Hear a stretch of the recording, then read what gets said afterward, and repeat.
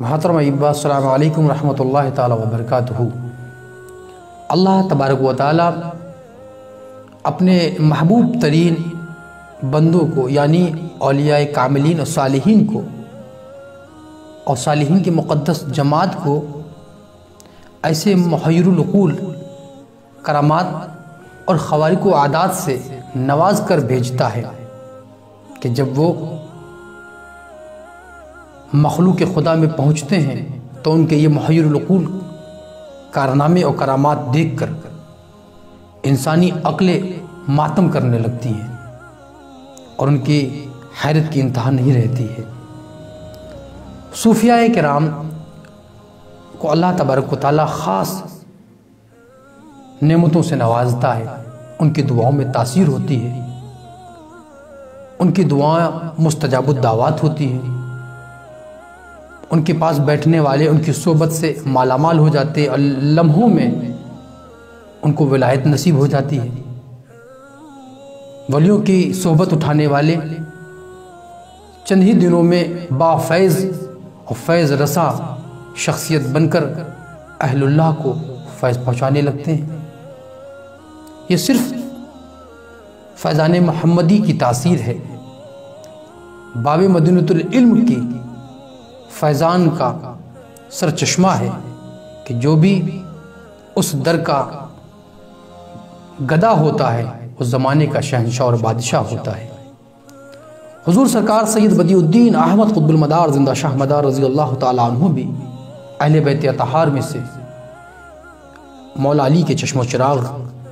خاندان اہل بیت کے چشم و چراغ۔ آپ نے ہندوستان میں جو خدمات پیش کی اس کا احاطہ کرنا بڑے سے بڑے قلمکار کے لیے غیر ممکن ہے۔ حضور قطب المدار زندہ شاہ مدار رضی اللہ تعالیٰ عنہ سن 282 ہجری میں ہندوستان تشریف لائے، ساحل مالابار کچھ روز وہاں قیام کیا، اس کے بعد آپ شہر کھمبات پہنچے، پھر کھمبات سے آپ سورت شہر پہنچے جو اس وقت بڑا پرسکون ماحول کا شہر تھا، بہت کم آبادی تھی، ہر طرف ہریالی تھی، سبز و شاداب علاقے نظر آتے تھے۔ حضور قطب المدار رضی اللہ تعالیٰ عنہ جب سورت شہر میں مقیم ہوئے تو آپ کے قیام کی خبر جنگل کی آگ کی طرح پورے علاقے میں پھیل گئی، لوگ جوک در جوک آپ سے ملاقات کرنے کی غرض سے آنے لگے، اہل اللہ کا کثیر مجمع آپ کے ارد گرد جمع ہونے لگا۔ حضور قطب المدار سے لوگ فیض حاصل کرتے، حضور قطب المدار لوگوں کو فیض سے نوازتے، علم و حکمت کے جواہر بکھیرتے، حکمت کے موتی لوگ اپنے دامن میں بھر بھر کے لے جاتے۔ انہی تمام مخلوق خدا میں آپ نے ایک نابینا شخص کو دیکھا جس کی آنکھ کی روشنی بینائی کافی عرصے سے ختم ہو چکی تھی۔ آپ نے دیکھا کہ وہ بڑی قسم پرسی کی حالت میں آپ کے دربار میں آنے کے لیے پابرکاب ہے، چل آ رہا ہے۔ آپ نے جب دیکھا کہ اس کی بینائی ختم ہو چکی ہے تو آپ نے اس کو اپنے قریب بلایا اور آپ نے اس کو انتہائی شفقت و محبت سے نوازا۔ اب اللہ کی ولی کے بارگاہ میں حاضر ہوا ہے تو ضرور کچھ نہ کچھ اس کو ملے گا۔ کون نہیں چاہتا کہ وہ نابینا ہو اس کی بینائی واپس آ جائے۔ حضور قطب المدار رضی اللہ تعالیٰ عنہ نے فی الفور وضو بنایا اور وضو بنانے کے بعد آپ نے وضو کا بچا ہوا پانی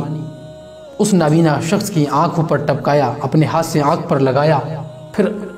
2 رکعت نماز نفل ادا فرمانے کے بعد رب کی بارگاہ میں آپ نے ہاتھ بلند کیے اور دعا فرمائی، الہ العالمین اس نابینا شخص کو بینائی عطا فرما،